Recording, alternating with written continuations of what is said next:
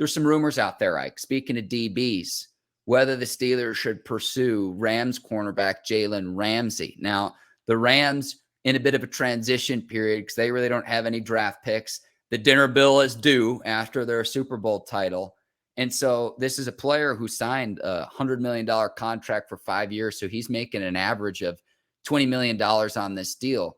Steelers don't have a ton of salary cap space as it stands right now. Obviously, they can change. They can restructure deals. They do it every year.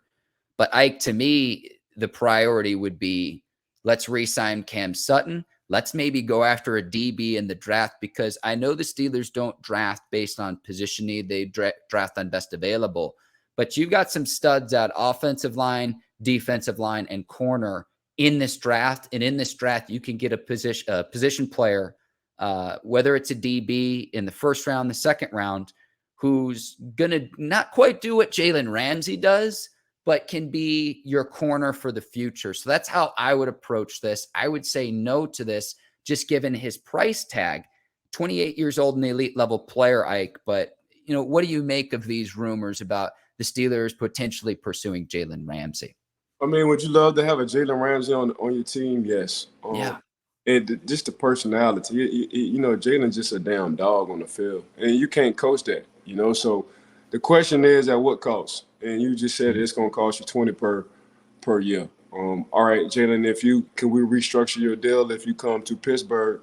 That would be on Jalen. The number will have to be good enough, and he will have to feel comfortable enough on that number. So, yes, in my mind, I would love to have a Jalen Ramsey come to Pittsburgh and be able to play in that secondary. But like you say, we got 3 picks in the top 49 picks in a draft. So Pittsburgh can look at it both ways. We can holler at Jalen, give Jalen a number, see if he bite on it, or we can just work. We can just find something younger, cheaper, value, and can groom him into being what we want him to be in a draft. So that's what Pittsburgh gonna look at, both of the situations. But they like to build during the draft. Of late, when you get a Minka, a swap for a swap, we all see now that it just worked out perfect for Minka and the Pittsburgh Steelers are all pro pretty much every damn year. But yeah, Jalen, don't forget, Jalen is young too as well. 28 years old is young. I feel like Jalen can play till he's about 30, 32, 34.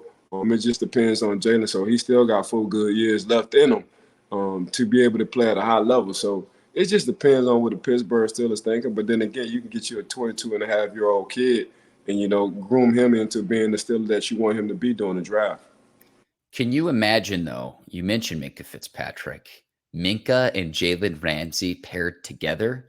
You wouldn't be able to throw to an entire side of the field, so you're dictating what an offense has to try to do even to move the football. Like, that to me is just like that tandem of Minkah and Jalen Ramsey would instantly be the NFL's best, the best 2 DB tandem in the league. Yeah, no question. You got an all-pro corner, you got an all-pro safety.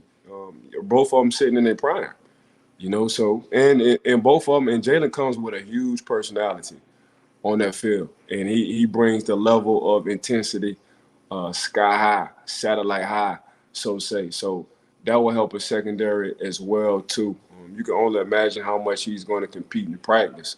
So him and George Pickens going at it. You can only imagine how in practice. So man, it's just when you got a guy like Jalen, you can't say there's too many Jalens in the league.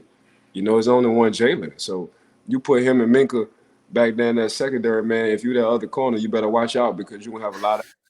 So either you're going to be getting benched early or you're going to be getting paid ASAP if you make plays. So that's how you got to look at it from that standpoint if Jalen was to come to Pittsburgh.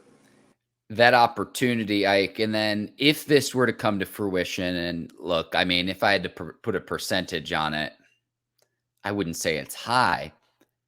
But I think about it, if this were to come to fruition, think about what this does for TJ Watt, Alex Highsmith. Like, I think about it from the standpoint where, I know that I have an opportunistic secondary sitting behind me that can cover for extended periods longer than your average player.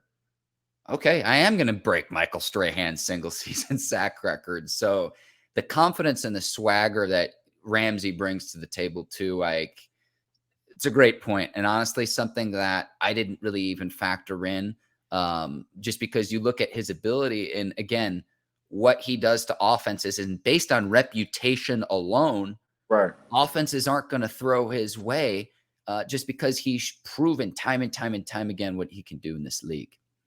Yeah. I mean, Jalen, you saw what he did in Jacksonville. Jacksonville couldn't keep him because of the cost.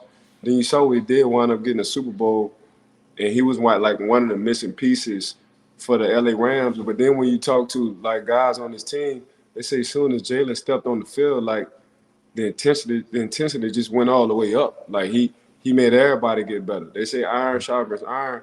So you can only imagine Cooper Rush just going against Jalen. I ain't gonna say Jalen going against Cooper Rush. I like Coop, but I love Jalen.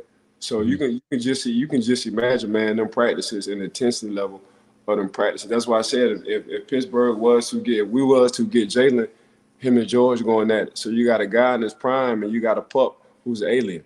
So you can only he's just so having to be on the other side. So that would be crazy. He had a career high 88 tackles in the 2022 season, 2 sacks, 3 forced fumbles, a fumble recovery, 4 interceptions, 18 passes defended, Ike. So still opportunistic, still had a very strong season, despite that the Rams as a team overall did not, as they were trying to defend their Super Bowl title. Now, a lot of injuries. Again, I make the analogy, your bills finally due, to where you got to pay other players and your team's not going to be same year to year. And that certainly happened with the Rams this season, but right. Ramsey at 28 years old, still playing at a very, very high level. Like, and listen, I've got to list this out really quickly, Ike, for what the Steelers do. Cause right now, as it stands, they have about $1 million in salary cap space, but they can restructure deals. Mitch Trubisky's salary cap hit is going to be more than $10 million this upcoming season. Now, Steelers could save $8 million if they decide, hey, we're going to cut him outright. And remember, our guy Josh Dobbs is a free agent. So if the Steelers need a backup quarterback, I'm thinking from the standpoint of if you can get a similar level of production for half the cost, that's something that you strongly need to consider, because Kenny Pickett's going to be your starter from day one, mini camp, training camp, moving forward, preseason into the regular season next season.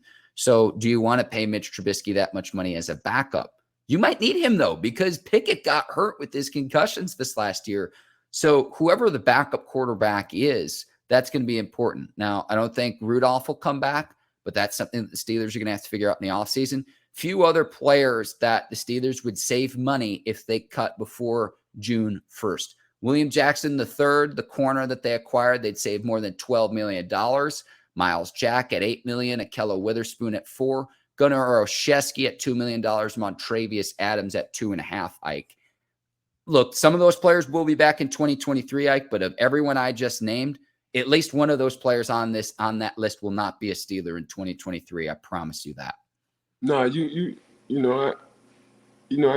ain't gonna blue check you, but you on point.